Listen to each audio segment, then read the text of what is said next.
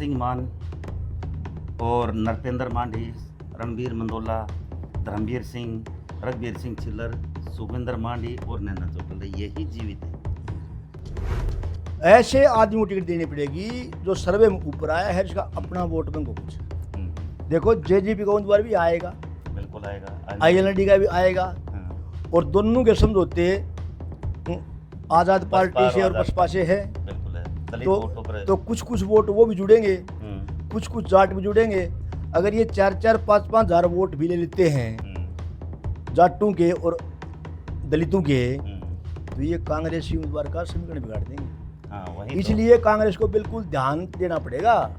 पहली बात तो सोमवीर सिंह खुद ही बाड़ा नहीं आएंगे। देखो सोमवीर सिंह खाप से तो हैं वो, सोरान खाप का जहाँ ताल्लुकात है, कोई बारडा का सोरान अगर लुहारू जाए तो तुकबंदी बनती है, क्योंकि बड़ा भाईचारा मिलता है।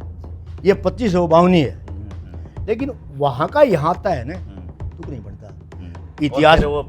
इतिहास भी गवाह है। इस बार एक नारा जरूर लगा है, बेशक कांग्रेसी लगाते हैं नारे को, भाई पानी पानी हो नलके का और विधायक हो हल्के का, ऐसे कुछ कह रहे हैं लोग, ऐसा नारा दे रहे हैं। क्योंकि इमरजेंसी में इन दोनों का बड़ा भारी आतंक था, तो लोग इंतजार कर रहे थे कब आपातकाल हटे, चुनावी घोषणा हो और इन दोनों का इलाज किया जाए। जनाधार तो कांग्रेस और इन लोगों का ही था यहाँ पे। और यहाँ तक जैसे कि आपने बताया कि सन 52 में चौधरी अतर सिंह एमएलए बने थे, जो अंडर एज थे, डिस्क्वालीफाई हो गए थे, तब वो जनसंघ की टिकट पे थे। जनसंघ का मतलब आज की भाजपा। बिल्कुल। और इनके परिवार का एक वोट बैंक तो रहा इसमें, कोई शक नहीं। नमस्कार दोस्तों, खबर खगाटा ये डिजिटल प्लेटफॉर्म पर आपका स्वागत है। मैं प्रदीप साहू आपके साथ फिर हाजिर हूँ, एक ऐसी शख्सियत के साथ जो कि पत्रकारिता के साथ साथ शिक्षा के क्षेत्र और राजनीति में खासा अनुभव है। हमारे साथ हैं प्रोफेसर अतर सिंह सोराण। अतर सिंह सोराण जी नमस्कार, आपका स्वागत है। Thank you sir. अभी मैं देख रहा था करीब 15 साल तक आपने पत्रकारिता लाइन में काम किया है, कॉलेज में प्रोफेसर भी रहे हैं, हरियाणा ग्रामीण विकास संस्थान में डायरेक्टर भी रहे हैं करीब 3 साल तक। अच्छा खासा अनुभव है आपका तो राजनीति के रूप में जी। तो आज हम बारडा विधानसभा क्षेत्र की बात करेंगे। यहाँ से जो मैं भी देख ही रहा था, 1952 में पहला जो चुनाव हुआ, अतर सिंह मांडी का यहाँ पर राजनीति में प्रवेश हुआ। करीब 24 साल उनकी उम्र बताई जा रही है। तो उस समय वो जीत गए थे, इंडिपेंडेंट जीते थे शायद, तो फिर वो डिस्क्वालीफाई हो गए। उसके बाद में फिर 54 में उपचुनाव हुआ, चंद्रावती आई, तो चंद्रावती ने जीत हासिल की। इसके बीच में और भी कई आए हैं। 67 में मेजर अमीर सिंह निर्दलीय चुनाव लड़े, जिन्होंने चंद्रावती को हराया। 1968 में मेजर अमीर सिंह झोझुकला फिर से यहाँ से चुनाव जीतते हैं।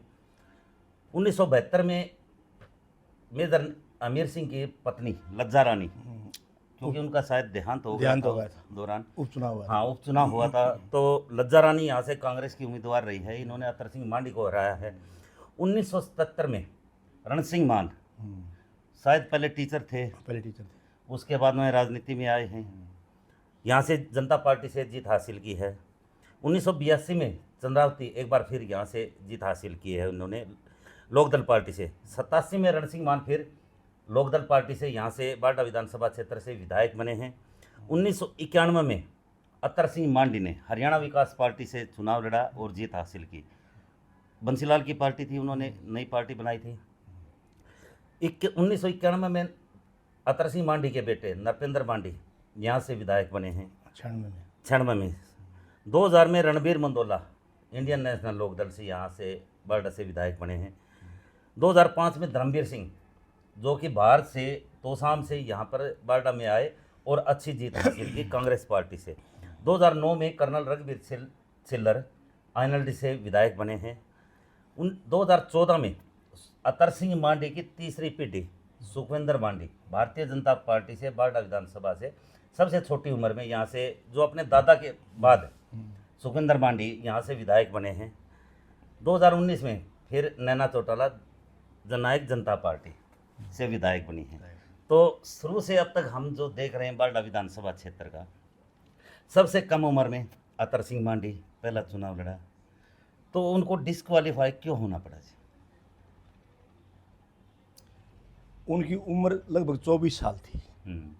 और जो उनके खिलाफ जो कैंडिडेट थे उन्होंने पिटिशन कर दिया और वो प्रूव हो गया कि वो उम्र छोटी है उनकी, इसलिए उनको 6 साल के लिए चुनाव से अयोग्य करा दे दिया गया। इस कारण से वो अगला चुनाव भी नहीं लड़ सके। तो यहाँ तो बारडा विधानसभा क्षेत्र में अगर शुरू से अब तक हम देख रहे हैं, अतर सिंह मांडी परिवार चंद्रावती का चला है, यहाँ पर ज़्यादातर मेजर अमीर सिंह का भी चला है, स्थापित नेता थे यहाँ के। तो आज भी 1952 से लेकर आज भी अतर सिंह मांडी का जो परिवार है, तीसरी पीढ़ी यहाँ से आज भी सक्रिय है। तो पूरे धरातल की अगर बात की जाए बारडा विधानसभा क्षेत्र की, लगभग पूरा जो बारडा विधानसभा क्षेत्र ग्रामीण क्षेत्र है, यहाँ पर 1,97,000 वोटर हैं। राजा मेहताब सिंह और महाशय मनसाराम की क्रांतिकारी यहाँ धरती रही है, किसान आंदोलन का भी यहाँ विशेष उत्सव रहा है, लोकदल का यहाँ पर रहा है। तो फिलहाल की अगर बात की जाए तो बारडा जो विधानसभा क्षेत्र है ये किस तरह का क्षेत्र है, कौन सी पार्टी यहाँ प्रभावित ज़्यादा ऊपर आ सकती है? देखो एट प्रेजेंट तो कांग्रेस का एज दिखाई दे रहा है जी। राव दान सिंह जो प्रत्याशी थे कांग्रेस के लोकसभा में, हाँ लोकसभा में, उनको जो लीड मिली है उससे साफ जाहिर है कि पूरे दादरी भिवानी में ही सबसे अधिक कोई गढ़ है कांग्रेस का इस वक्त वो बारडा है। और पहले भी बारडा 2 ही लोगों का गढ़ रहा है, चौधरी देवीलाल का, चौधरी बंसीलाल का। बिल्कुल। जब जब देवीलाल जीतते हैं तब भी बंसीलाल कैंडिडेट ने वोट अच्छे खासे लिए, बेशक हार हुई है, वोट खूब लिए। और जब जब बंसीलाल कैंडिडेट जीतता है तो इन लोग वाला बेशक हारा होगा, वोट अच्छे लिए। ये गढ़ उन दोनों का ही है। लेकिन अब तो देवीलाल का गढ़ मेरे ख्याल से इस बार हाँ लोकसभा में शायद ये टूट चुका है। मतलब दुष्यंत चौटाला के जी खट्टर सरकार को समर्थन करने के बाद में वो गढ़ टूट गया है। लोगों में आज भी रोष है कि उन्होंने ऐसा क्यों किया। तो इसका मतलब यहाँ पर कांग्रेस वर्सेज सीधा मुकाबला है, बीजेपी में सीधा मुकाबला है, क्योंकि बीजेपी तो सिर्फ एक ही बार यहाँ से जीत दर्ज कर पाई है, लेकिन कांग्रेस तो लगातार चुनाव लड़ती रही है। हाँ लड़ती रही। जनाधार तो कांग्रेस और इन लोगों का ही था यहाँ पे जी। और यहाँ तक जैसे कि आपने बताया कि सन 52 में चौधरी अतर सिंह एमएलए बने थे, जो अंडर एज थे, डिस्क्वालीफाई हो गए थे, तब वो जनसंघ की टिकट पे थे। जनसंघ का मतलब आज की भाजपा। बिल्कुल ठीक। और इनके परिवार का एक वोट बैंक तो रहा, इसमें कोई शक नहीं है वोट बैंक। और जब तक मेजर अमीर सिंह जिंदा रहे उनके परिवार का ही वोट बैंक था एक। जी जी। वो स्थापित नेता थे कांग्रेस का। हाँ कांग्रेस नहीं, वो उनका वो इंडिपेंडेंट भी बने और बाद में उन्होंने राव वीरेंद्र सिंह ने हरियाणा विशाल पार्टी बनाई, उसमें थे वो। हाँ उसके एमएलए भी बने। हाँ उसके एमएलए बने वो 67 ये बने हैं 1968 के दौरान में। जी जी। हरियाणा विशाल पार्टी थे वो। तो 77 में रण सिंह मान की एंट्री होगी। हाँ वो भी लोकदल से ही। हाँ क्योंकि जब आपातकाल के बाद इलेक्शन हुए तो एकदम से जो लोग आपातकाल में जेड़ू में थे वो सारे छूट के आए। उन सब ने मिलकर के ऑल ओवर इंडिया सारे दलों ने छोटे मोटे मिलकर जनता पार्टी बनाई थी। उस तरह के उस टाइम के किस तरह के हालात थे आपातकालीन के दौरान, आपने देखा होगा? नहीं, उस टाइम बड़ा आक्रोश था कांग्रेस के प्रति, और खासकर श्रीमती इंदिरा गांधी और चौधरी बंसीलाल जी, क्योंकि इमरजेंसी में इन दोनों का बड़ा भारी आतंक था। तो लोग इंतजार कर रहे थे कब आपातकाल हटे, चुनावी घोषणा हो और इन दोनों का इलाज किया जाए। और यही कारण है कि इतना आक्रोश था कि उस वक्त जब चुनाव पहले पार्लियामेंट के हुए थे जी, विधानसभा बाद में हुए, तो इतना आक्रोश था कि जब भिवानी लोकसभा क्षेत्र में लगभग 4 लाख वोट होंगे उस वक्त, 4 भी नहीं होंगे शायद, इतने कम वोट होते हुए भी बहन चंद्रावती 1,60,000 से भी अधिक वोटों जीती थी। जी जी। और बीबीसी से टिप्पणी आई थी कि चौधरी बंसीलाल को एक चंद्रावती नाम की कोई महिला उसने हराया है।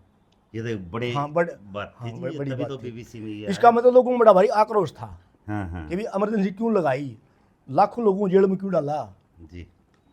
इस कारण से। तो रण सिंह मान की 1977 में एंट्री हुई, तब से लेकर अब तक करीब उन्होंने 5 चुनाव लड़े हैं, 2 बार जीत हासिल की। रण सिंह मान जी की जो एंट्री है ना, जी। उसका भी संबंध इमरजेंसी से ही है हम्म, कि इमरजेंसी में जहाँ आम जनता पॉलिटिकल प्लेटफॉर्म पर आंदोलित थी, तो कर्मचारी वर्ग, जो कर्मचारी यूनियन थी, उनके प्लेटफॉर्म पर सक्रिय थे। जी जी। और रण सिंह मान उस वक्त साइंस मास्टर थे। और शायद यूनियन से भी हाँ, संबंध है। और वो संगठन सचिव थे जी जी। टीचर्स यूनियन के, हम्म, उस कारण सक्रिय थे। और मास्टर सोहनलाल जी होते थे अध्यक्ष। जी जी। एक तरह से ये कम्युनिस्ट लॉबी थी। हम्म, और जब इलेक्शन हुए तो मास्टर सोहनलाल जी का भी टिकट वितरण में योगदान था। अच्छा, तभी रण सिंह हाँ, मान को वो टिकट स्वयं मिलती है। उस वक्त 5 या 6 मास्टरों को टिकट मिली थी, हम्म, उनमें से रण सिंह मान भी थे, क्योंकि ये सक्रिय बहुत थे। तो पहला इनका वो है। उस वक्त शायद इनकी उम्र रण सिंह मान जी की भी 29 साल थी या इतनी होगी। बस कुछ हाँ, थोड़ी सी थी। नौकरी हाँ, भी कम 6 हो साल गई की थी। सर्विस थी इनकी। जी जी जी, 6 साल की। हाँ, वो पहला एंट्री थी। 1952 से अब तक मैं देख रहा था, रण सिंह मान और नरपेंद्र मांझी, रणबीर मंदोला, धर्मवीर सिंह, रघुवीर सिंह छिल्लर, सुखविंदर मांझी और नैना चौटाला, यही जीवित हैं। तो सबसे पुराने जो नेता अब के हैं बारडा में, तो मुझे लगता है शायद रण सिंह मान ही है। ना, सबसे पुराने रण सिंह मान ही। तो किस तरह की यहाँ के जो लोगों का मिजाज कैसा रहा अब तक, और इस बार किस तरह का मिजाज होने वाला है बारडा विधानसभा? देखो, अब तक तो बेचारे 2 बार तो ठगे भी गए ये। जी। धर्मवीर सिंह जी बाहर से आ गए बन के, नैना चौटाला। नैना चौटाला की 2 बार ठगे गए। हम्म, हाँ, इस बार एक नारा जरूर लगा है। जी। बेशक कांग्रेसी लगाते हैं इस नारे को, अच्छा, भाई अच्छा। पानी पानी हो नलके का हम्म, और विधायक हो हल्के हल्के का, का। ऐसे कुछ कह रहे हैं लोग, जी, ऐसा नारा जी। दे रहे हैं। यानी कि इस बार भारी हाँ, प्रत्याशी को भारी वो नहीं हजम नहीं कर पाएंगे। क्योंकि बारडा के लोगों को मुझे पता भी है, देखा भी है मैंने भी अपने पत्रकारिता लाइन में भी, जिसको वो तिलक लगाते हैं, हाँ, सिर आंखों पर भी बैठाते हैं, और जिसको मारना होता है तो उसको उभरने भी नहीं देते। कई ऐसे परिवार भी रहे हैं, लगातार कई चुनाव भी लड़े हैं, लेकिन वो जीत नहीं पाए। तो यहाँ के लोगों का मिजाज कुछ इस तरह का ही है। हाँ, लोग खुददार तो हैं यहाँ के, खुददार हैं। और क्योंकि आंदोलन की तो भूमि रही है यहाँ तक है। देखो, प्रजामंडल का आंदोलन, यानी कि स्वतंत्रता आंदोलन, उसमें भी जो जींद रियासत के खिलाफ जो आंदोलन होते थे, उसका गठबाड़ा होता था।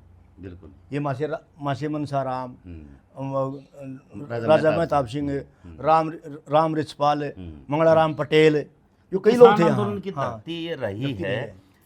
मुझे थोड़ा याद है, किसान यूनियन के नेता थे रविंदर सिंह रविंदर सिंह, हाँ, झोझू कला, उसको नहीं जिता पाए लोग। क्यों नहीं जीत पाए वो जिता यूँ नहीं पाए ना, कि वो ऐसा है। देखो, किसी भी खाप का नेता, हम्म, किसी भी संगठन का नेता, हम्म, वो अगर संगठन में ही रहे न तो अच्छा है।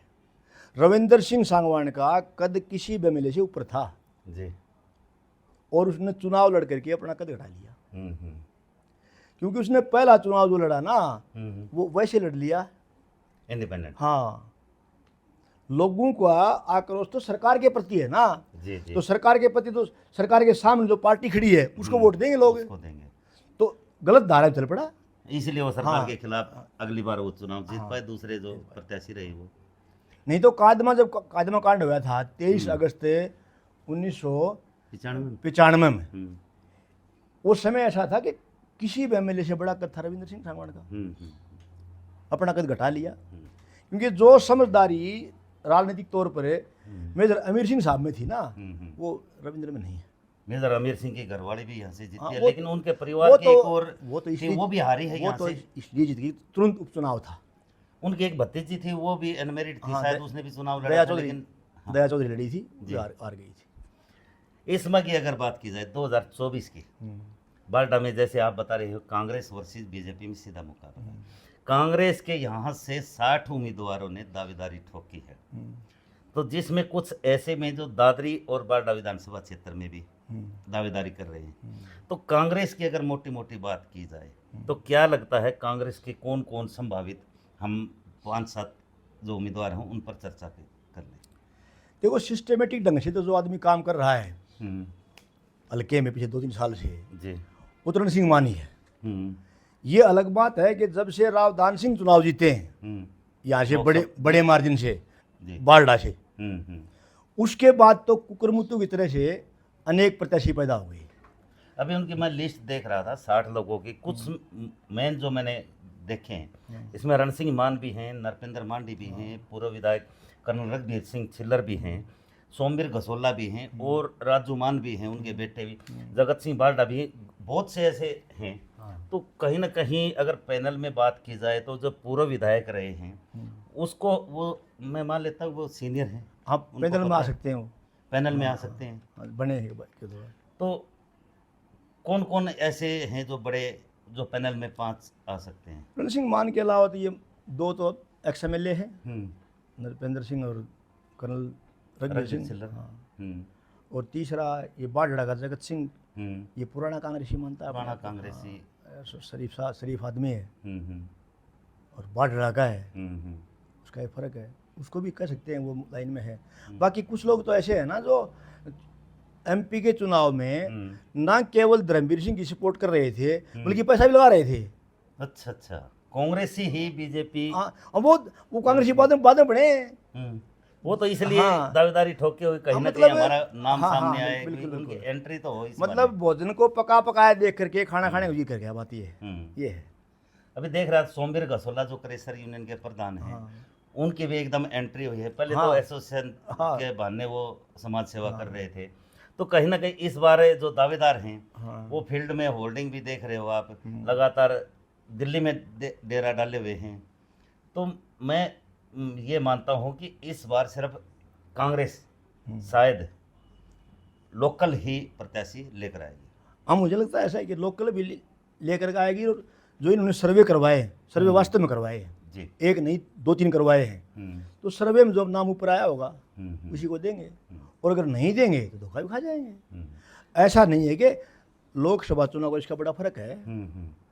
लोकसभा चुनाव में तो सारे के सारे लोग लगे हुए थे एक ही तरफ, दान सिंह को जिताना है, मतलब मोदी का विरोध था उसमें। मोदी का अगर विरोध था इस क्षेत्र में, तो एक चीज तो जेजेपी का और INLD का जो वोट बैंक था वो कांग्रेस में गया है। लेकिन इस बार जो प्रत्याशी आएगा तो नहीं जाएगा, तो फिर आप कैसे कह सकते हैं कि भी कांग्रेस मजबूत है? हाँ, तो तभी तो टिकट देनी पड़ेगी इनको सर्वे के अनुसार।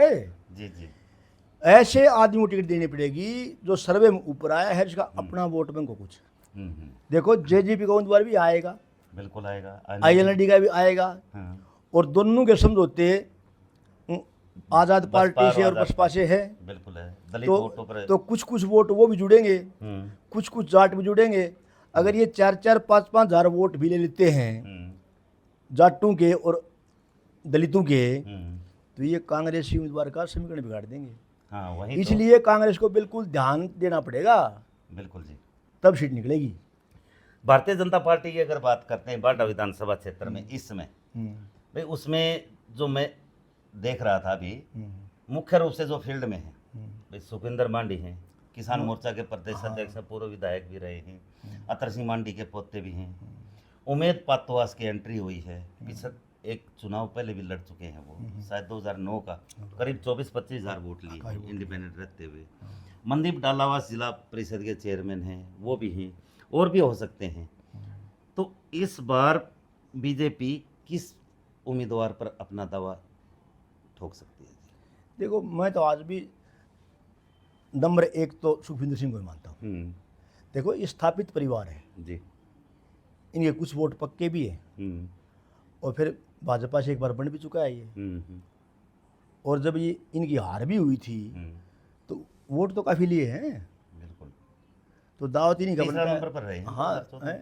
हाँ, लेकिन वोट काफ़ी लिए जी, तीसरा बेशक हो, वोट काफ़ी लिए हैं। हाँ, तो वो वोटों का ही महत्व है। और दूसरे नंबर पर ये उम्मीद पातवास कह सकता हूँ मैं, और अमन तो फिर तीसरे पर आएगा। और भी कोई हो सकता है? और भी कोई है जो भी मांगने वाले लोग हैं। वो एक महिला नेत्री है, वो भी दावा ठोक रही है। और होगा तो कोई वैसे और एक सुनील हड़ौदी है, पूर्व सरपंच है, वो भी ठोक रहे हैं। दावे तो अनेक ठोक रहे हैं, तो लेकिन मुख्य जो पैनल में हम समझते हैं, हम ये 2-3 ही मानते हैं। 2-3 ही मानते हैं। 2-3 ही मानता हूँ। तो इस बार बारडा विधानसभा क्षेत्र में मुख्य रूप से दोनों पार्टियों के कैंडिडेट जो सामने आएंगे। एक चर्चा और भी सामने आ रही थी कि लोहारू से सोमवीर सिंह को बारडा में कांग्रेस ला सकती है, लेकिन ये चीज़ चर्चा को मैं विश्वास नहीं करता। जी, पहली बात तो सोमवीर सिंह खुद ही बारडा नहीं आएंगे। हम्म, देखो सोमवीर सिंह सोराण का खाप से। नहीं, खाप से तो है वो, हम्म, सोराण खाप का जहाँ ताल्लुकात है, हम्म, कोई बारडा का सोराण अगर लुहारू जाए जी।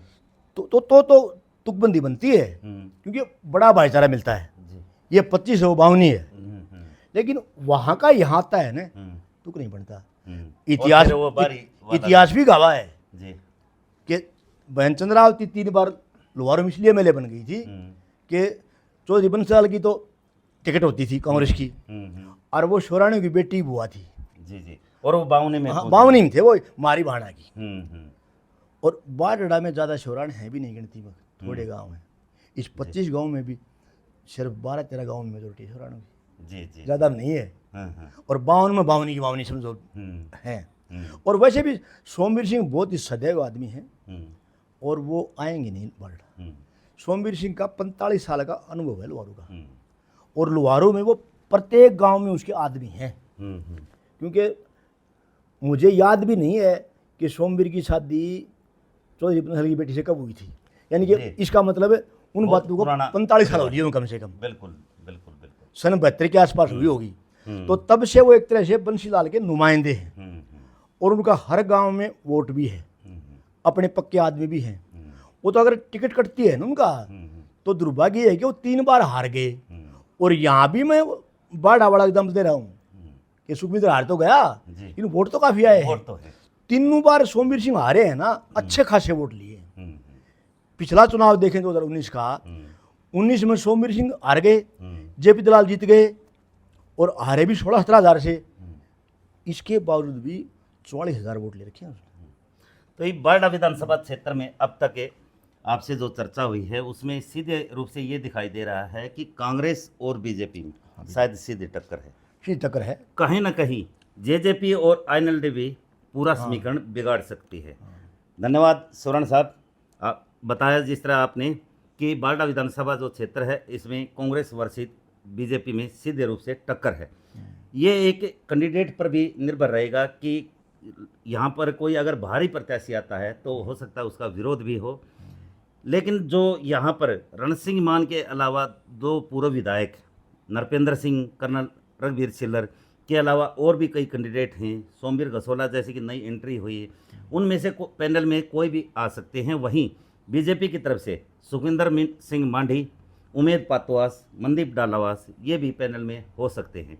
ये तो दोनों पार्टी ही निश्चित करेंगे, तय करेंगे कि बारडा विधानसभा क्षेत्र में किसको प्रत्याशी बनाए। इतना ज़रूर है, बारडा विधानसभा क्षेत्र में कोई भी प्रत्याशी किसी भी पार्टी का हो, यहाँ पर डगर आसान दिखाई नहीं दे रही है। सीधे रूप से भाजपा वर्सेस कांग्रेस में टक्कर है। तो दोस्तों आज सिर्फ इतना ही। आप कोई ऐसी बात हो, बारडा विधानसभा क्षेत्र से किसी प्रत्याशी का नाम नहीं लिया हो या कोई और भी हो सकता हो, अपने कमेंट बॉक्स में ज़रूर लिखें, और आप हमारे साथ लगातार देखते रहिए। नमस्कार।